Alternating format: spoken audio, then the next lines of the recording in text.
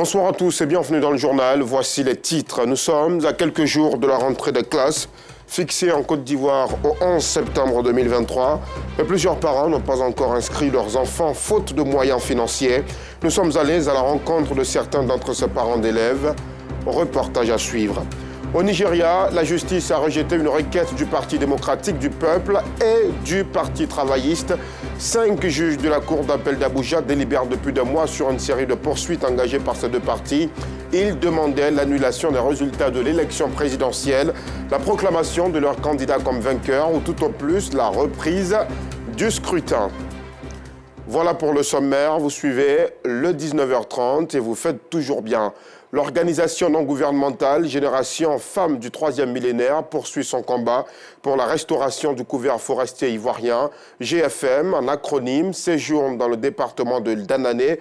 C'est à l'ouest de la Côte d'Ivoire. Elle sensibilise les populations à s'investir dans l'agroforesterie, une politique culturelle pour reboiser et restaurer le couvert forestier qui est véritablement menacé ces dernières années dans cette partie du pays. Dans le village de Poleu, une campagne de reboisement dans les champs de cacao et de café a été lancée sous le regard de Mamadou Kouassi.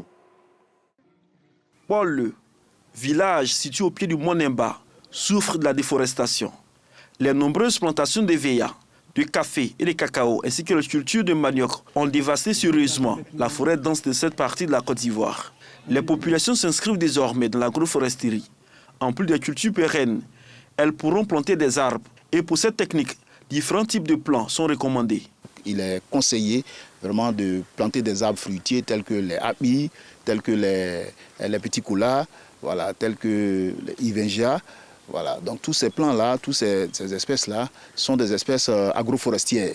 Et à la longue, le planteur qui aura accepté de pratiquer ce système de culture-là pourra non seulement bénéficier de ses revenus en vendant sa production cacaoyère, mais également en récoltant les fruits de ces arbres fruitiers-là.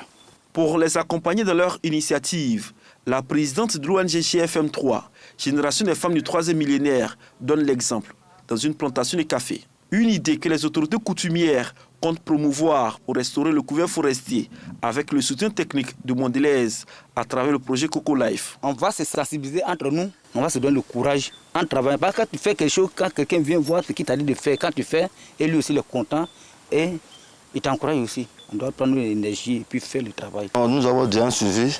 On a une équipe en place, les pères qui sont chargés de suivre ce que nous faisons. L'année passée déjà, il y a une ONG qui était venue faire des vérifications. Donc en tout cas, les résultats sont pour le moment satisfaisants. Super Souci tourne autour de 60 hectares. Avant cette séance de plantine d'arbres, les populations du village de Poleu ainsi que les autres villages environnants ont été sensibilisés à la préservation de la forêt. Les responsables de l'ONG GFM3 et ceux des eaux et forêts basés à Danané ont parlé de l'importance de l'agroforesterie. Il ne s'agit pas de faire des plantations de cacao, s'enrichir et puis c'est tout. Tout ce que nous faisons là, nous faisons pour nos enfants. Nous, on peut dire que notre temps est déjà passé. Mais les enfants, qu'est-ce qu'ils vont manger demain? Et c'est l'avenir qu'on est en train de préparer. Mais comme souvent, les parents ne comprennent pas. Donc il faut qu'on vienne leur parler pour leur montrer l'intérêt de reboiser leurs plantations, de planter du bois pour que la forêt ne disparaisse pas. L'ONG Génération Femmes du 3e millénaire intervient dans plusieurs régions de la Côte d'Ivoire sur diverses thématiques, entre autres l'autonomisation des femmes, la protection des enfants, la lutte contre les fistules obstétricales ainsi que la lutte contre la déforestation. Le monde a célébré hier mardi 5 septembre 2023 la journée internationale de la charité, une célébration instituée en souvenir de Mère Teresa de Calcutta, décédée à la même date en 1997. L'occasion est tout aussi belle pour mener des actions et des plaidoyers afin de réduire considérablement les inégalités sociales. C'est ce que nous dit Théodore Zouzou et Clément Boko. Ces veuves sont heureuses. La raison, une action de charité envers elles. Preuve d'une manifestation d'amour. Ces actions de bienfaisance, une manière pour des individus ou des organisations de faire parler leur cœur. Cet élan de solidarité envers les autres est si important pour Laure Lydie Péé Taou, bienfaitrice de l'ONG Petra Rock, œuvrant en faveur des veuves et des orphelins. C'est l'amour qui me pousse à faire du social, l'amour du prochain. Et aussi mon vécu, c'est-à-dire mon passé, qui n'a pas vraiment été facile. J'ai perdu ma mère à l'âge de 9 ans et vraiment ça n'a pas été facile. Le rejet, la méchanceté, les moqueries et cette frustration, j'ai grandi avec. Et je me suis dit que si plus tard, Dieu me fait la grâce, je vais aider toutes ces personnes peut-être qui se retrouveront dans la même situation que moi. C'est une journée qui est salutaire. Tout comme P. Zo, gérant d'une plateforme de plus de 50 organisations non gouvernementales, adhère à cette célébration de la charité. Une journée où nous devons avoir la place dans nos cœurs pour l'autre. Nous devons avoir l'amour pour l'autre. Où nous devons bannir tout ce qui est mauvais dans nos cœurs, tout ce qui est guerre, tribalisme, pour faire place à l'amour, pour faire place à la solidarité, pour faire place à l'union, pour faire place à l'entraide. Les actions sociales en faveur des personnes vulnérables sont diverses et ont pour but de procurer un bien-être aux bénéficiaires. Nous apportons ce qu'on appelle un appui psychosocial aux parents. Nous les orientons vers des spécialistes déjà pour leur permettre de pouvoir être soulagés un tant soit peu. Chaque jour, on reçoit 2, 3 veuves parce que c'est des vieilles personnes. Donc elles sont soignées à l'hôpital mère-enfant de Bingerville. En plus de cela, on leur donne des fonds pour faire des petits commerces. Mais maintenant, pour celles qui ont fait des petites formations telles que la couture, elles reçoivent des machines à coudre. Et c'est gratuit, c'est pas remboursable. C'est vrai qu'on donne sans recevoir, mais c'est aussi une mission de donner et de former ceux à qui on donne, de sorte que demain ne sont pas là, qu'ils puissent être à mesure de se prendre en charge et nourrir leur petite famille. Les ressources financières de ces associations de bienfaisance proviennent des cotisations des membres, de legs et de certains partenaires. Des ressources parfois insuffisantes face au nombre de demandeurs. L'ONG Petra Rock aide beaucoup. L'ONG Petra Rock a besoin des moyens encore de soutien des uns et des autres pour pouvoir encore aider parce qu'elles sont nombreuses. Les veuves, ils sont nombreux, les orphelins. Faire du social, c'est notre priorité. À l'échelle mondiale, des personnalités telles que Mère Teresa ont longtemps incarné l'altruisme. La Journée internationale de la charité, célébrée chaque année le 5 septembre par les Nations Unies, commémore l'anniversaire de son décès en 1997. Et l'organisation non gouvernementale Adonai a procédé récemment au lancement de ses activités dans la localité Awa. C'était en présence d'une importante frange de la population. Ces derniers voient en cette organisation non gouvernementale une lueur d'espoir pour le développement de la dite localité. Abdulaziz Guira, Maïssa Kougaï. À Coupé, au sud-est de la Côte d'Ivoire, la localité d'Awa accueille le lancement des activités de l'ONG Adonai. Pour ce faire, population, associations de femmes et de jeunes de la localité sont sortis nombreux, et ce, en vue d'apporter leur soutien à l'ONG Adonai qui vient de voir le jour. Pour ces derniers, la venue de cette ONG à Awa augure de bonnes nouvelles. Il faut penser à l'insertion des jeunes. Et aujourd'hui, cette ONG vient m'appuyer. Je suis l'homme le plus heureux de ce soir. Et je souhaite bon vent à cette ONG. Nous sommes convaincus, nous savons qu'il peut apporter un bonus à notre jeunesse. L'ONG Adonai se donne pour objectif premier d'impacter positivement la vie des couches vulnérables. Nous investissons à fond, avec de modestes ressources financières, physiques et mentales, pour tenter au mieux de soulager le maximum de nos concitoyens. L'ONG Adonai tient comme premier soutien le ministre Jean-Luc Assis. Vraiment, je ne peux qu'accompagner le processus. Que l'objectif que Adonai veut atteindre, cet objectif est un objectif qui se retrouve donc dans ma vision.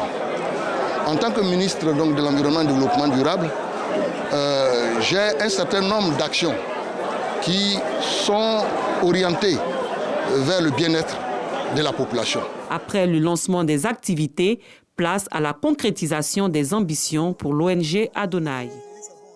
Les élèves reprennent le chemin de l'école ce lundi 11 septembre 2023. C'est donc la joie chez beaucoup de parents d'élèves et encore plus chez ceux qui ont inscrit leurs enfants. Mais vous allez le voir, cette période est aussi un moment de tristesse pour une catégorie de parents, ceux qui jusque-là n'ont pas encore inscrit leurs enfants faute de moyens financiers. C'est le cas de Nastou et Bintou que nous avons rencontrés à Djamea. Sitandiara, Farida Sissé. Williamsville, Babylone, commune d'Adjamé. À voir l'insouciance des enfants qui jouent dans la rue, l'on se croirait dans un monde parfait. Face à cette insouciance, des parents désemparés et perturbés par des nuits blanches depuis le début du mois de septembre qui annoncent la rentrée des classes.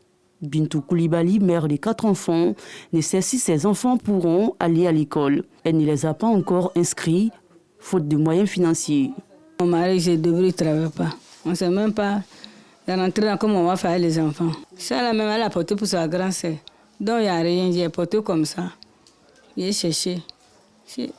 Non, si ça va, on peut aussi. S'il n'y a rien aussi, on regarde. On ne sait même pas quel jour on va aller écrire les enfants. La camarade va partir pour la laisser là. On ne sait même pas comment c'est quand on va aller écrire les noms. Cette mère vient d'être opérée de la cataracte. Elle est angoissée à l'idée de ne pas pouvoir faire face aux charges de la rentrée scolaire. Mon mari a tout perdu, son magasin l'a brûlé, il a tout perdu. On n'a rien même. Moi-même, je me débrouille.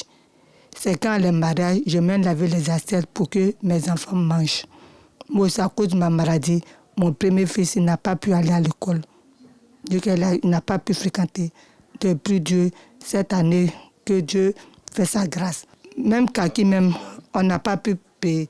Impuissant, Ibrahim Diarasouba, fils cadet de Nastou, qui doit affronter l'examen du BEPC cette année, vit mal cette situation. Je me débrouillais. Avec ça, je n'ai pas pu économiser pour faire les inscriptions. Parce que ma maman était malade. Mon papa aussi là, souvent aussi là. Il ne se porte pas bien lui aussi là. À faire son travail là.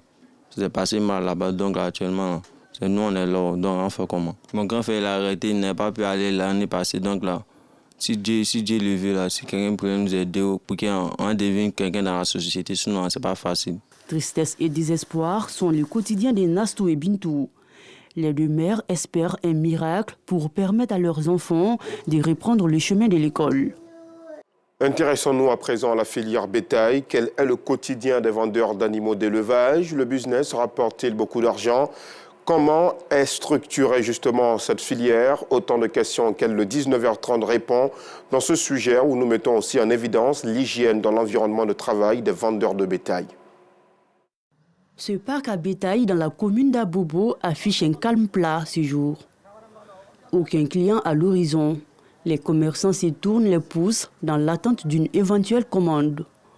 À en croire les commerçants d'ici, cette morosité est en réalité le visage qu'affichent les parcs à bétail au quotidien. En dehors des périodes festives, ce vendeur n'arrive à écouler qu'une dizaine de bétails par mois. Oui, le client vient un peu du temps, un peu.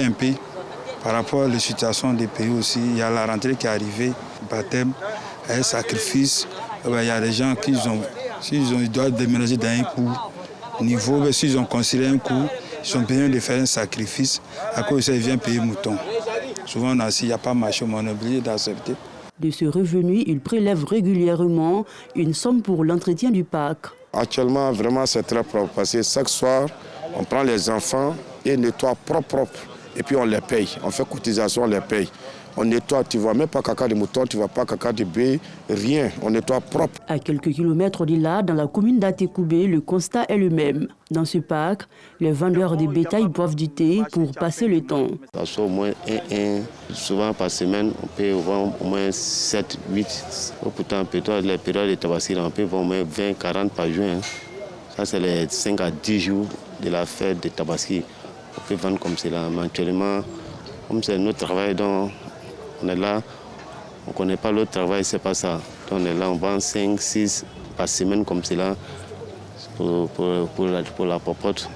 Souvent on peut faire 3 jours, même 2 jours, souvent on ne vend pas. Le marché même souvent, ça commence à partir de vendredi, samedi, dimanche. C'est dans ça souvent on vend beaucoup. Pour l'instant, dans les parcs à bétail, en dehors des périodes de fêtes, c'est le calme absolu.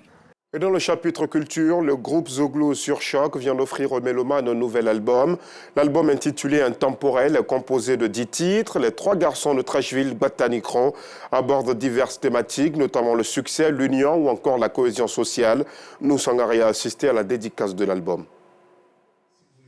Après plusieurs années d'absence, le groupe Zouglou sur Choc refait son entrée sur la scène musicale ivoirienne avec un nouvel opus dénommé Intemporel.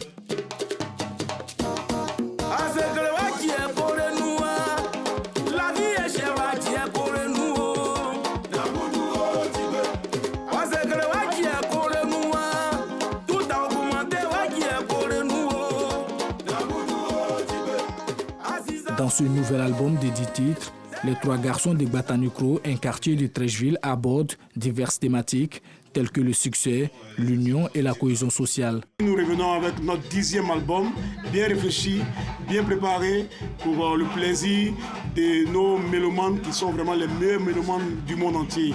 On remercie la Côte d'Ivoire, on remercie les Ivoiriens qui ont toujours su nous supporter, nous soutenir et c'est pour eux que nous sommes venus. À travers cet album, le 10e album, 10 est un chiffre, vous connaissez, c'est les buteurs. Et nous sommes venus pour transmettre cette paix-là.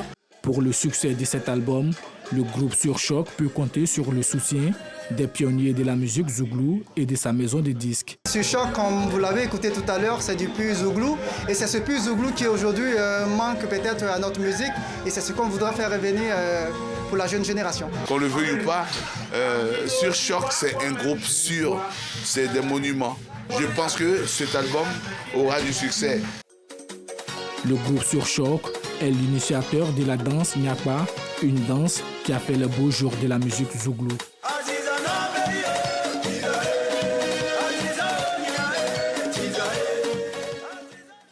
La CAN 2023 se prépare aussi très bien. À San Pedro, le stade Laurent Pokou est prêt à recevoir des compétitions de haut niveau. Le prochain test est déjà ce samedi 9 septembre avec le match amical Côte d'Ivoire-Lesotho. Le préfet de région, Ousmane Koulibaly, a effectué une visite du stade aujourd'hui pour s'assurer de l'efficacité du dispositif sécuritaire, mais aussi protocolaire. Jean-Sylvain Risso, Moyabi Diabaté.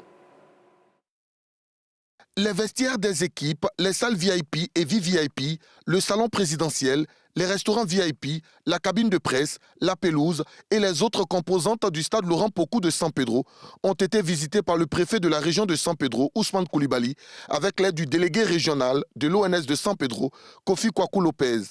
Il était très important qu'avant le match, nous fassions cette visite-là pour pouvoir rassurer la hiérarchie et tout le peuple ivoirien que le stade est fin prêt et que tout est vraiment en bon état pour accueillir ces matchs tests sur ce stade Laurent Pokou de San Pedro. Ousmane Koulibaly a profité de cette visite pour rassurer les Ivoiriens concernant l'aspect sécuritaire du match Côte d'Ivoire-Lesotho. Nous avons formé les éléments sur plusieurs semaines et nous avons fait un exercice sur l'ensemble du territoire même de San Pedro.